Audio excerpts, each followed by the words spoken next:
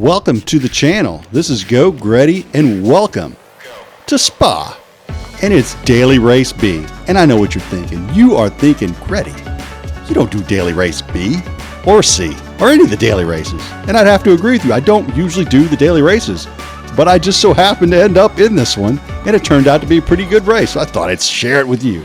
So I hope you enjoy it. Stick around. Check it out. All right, so how exactly did this happen? Well, how am I talking about a race that shouldn't have happened or didn't happen? Well, all I wanted to do was test some Group 4 cars against the shadow of the fastest lap of the GTR. Now, I've already done a few time trials with the GTR. I even did a couple races in Daily Race B a few nights ago. So I jump on today, and all I wanted to do was just time trial against the Group 4 GTR. So I grabbed the Bugatti. I had just sat down. I hadn't even had my wheel turned on yet. I turn on my wheel. I get up, I go use the restroom, I come back, it says the race is starting. Now, I had been macro grinding, using the macro with the computer through PlayStation 4 Play. So I had automatic transmission on, I had counter steering assist and braking on, I had all this stuff on. So I'm trying to turn off all of this stuff before the race even starts, and I've never driven the Bugatti before. And I'm like, oh crap, I have absolutely no idea what to expect. So this is how the race ended up going. So this is how it all starts. I'm like, oops, just met the TT here. I'm like, oh goodness, what? Okay, now I'm thinking, I'm like, what? Okay, my steering wheel's not on. I gotta get my wheel on. So the wheel comes on. I'm like, okay, that's good. Now what else? Oh crap, I've got to turn off traction control. I turned that off, and then I'm thinking, okay, so it's right here in this part of the race. It's about to start. I'm like, what else? So I got to turn off. I got to turn off my from automatic to manual. I'm like, I don't even know how to drive an automatic transmission. I think you just hold the pedal down. It's like, crap, I got to get that off. Will it let me? I don't know. I've never tried this before. So as soon as I get control of the car, which we'll see here in just a very short moment, I am going to go to settings, and I'm like, okay, well, I got to get this traction control. I wouldn't go off. Okay, well, I turn that off. I'll turn that off. Turn that off. Okay, I'm good there. All right, then I go. I'm like, oh crap, I'm still in automatic transmission. Let's go back. So I go back. I'm like, can I change it? Like, oh yes, it'll let me. So then I come out as 3, 2, 1, go. Like, oh, sweet.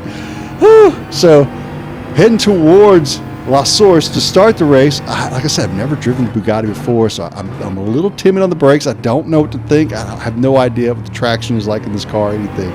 And I know I don't know where to shift it either. So I'm revving it out right now, and we're heading down the straight. I look in the rearview mirror, and the GTR behind me of a buyer kid there, he's like right behind me. He's already caught up to me after La Source. My goodness gracious. So I'm going to take the inside line. I'm like, well, Bugatti's supposed to be fast. They go down the inside line.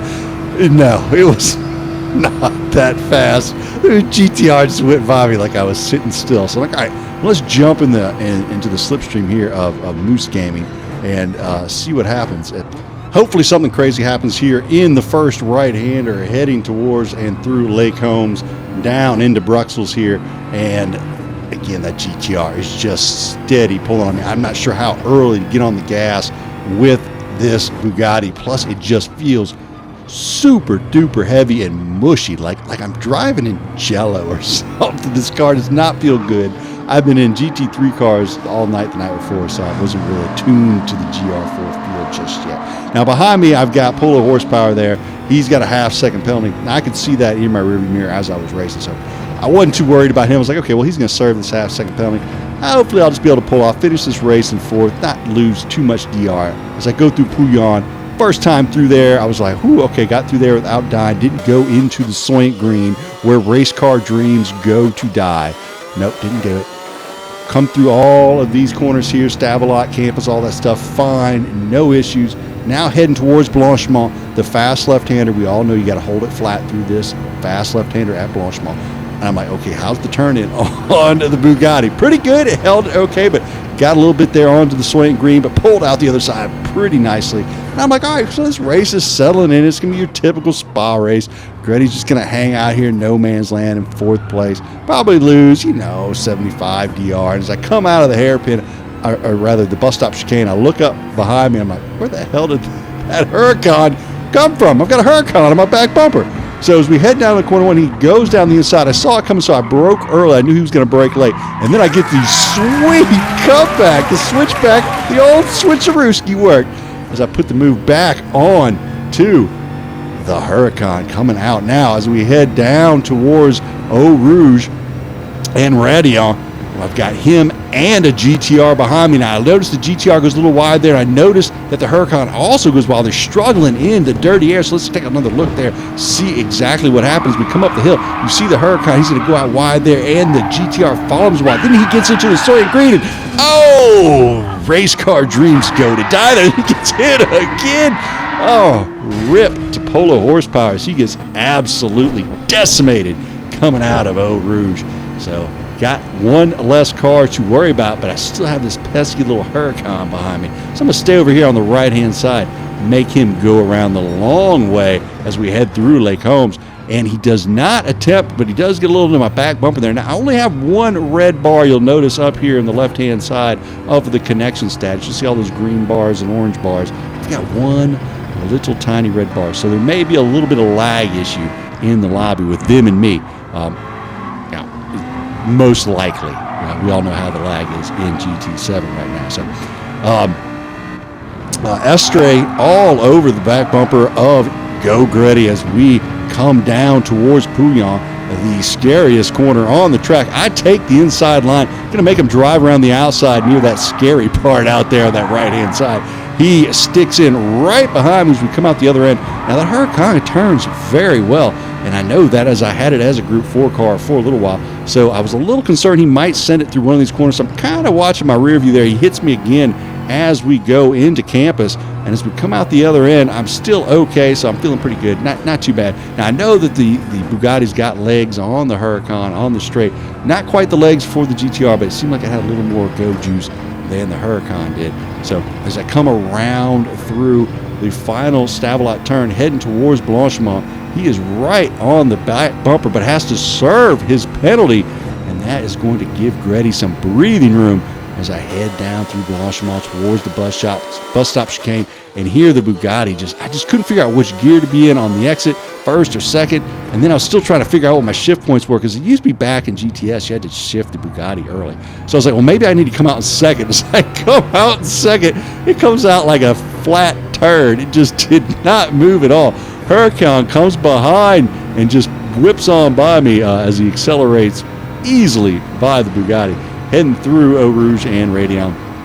And now I've got a run on the Huracan. Now, the Bugatti does have really good top end still. Again, not GTR level, didn't seem like, but it seemed like I had plenty for the Huracan. So I managed to squeeze on by the left-hand side of the Huracan. Now, as we head towards Lake Holmes, I'm thinking he's going to brake late again, but he decides not to. I guess after the switchback there, he thought maybe he'd try to brake early on me and get the switchback, but I just broke at the normal spot just to see what would happen. I figured, well, if we have to go through it side by side, we'll give that a go and see how it turns out. But didn't need to. Was able to slip right back in front of that Huracan as we head down now into Bruxelles and keeping a nice tight line through there, giving him nowhere to go but the back bumper of the Bugatti. I'm getting big through the corners, parking it on the apex, putting this big bus where it belongs. Now I'm going to drift here over to the left-hand side, make him go around the long way at Pouillon, rather, if he wants to. And then he's going to try and send it down the inside here and hits me from behind, knocks me off the track. I was like, all right, I see how you want to be. That's all right, that's okay.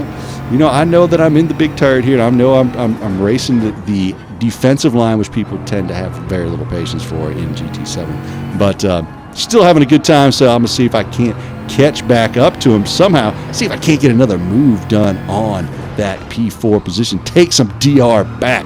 Now, as we head out of the second Stavelot turn, you see I've got 1.2 seconds between me and the Huracan, but he goes wide, heading out of the second Stavelot turn. Turn 16 goes out way wide. Now you'll see that time is starting to come down now, 0.8 seconds, 0.7 seconds, picks up a half-second penalty for going wide, heading down through Blanchimont. I go in nice and narrow. He has dirty tires. He goes way out wide, comes back in on the track, and guess what, folks?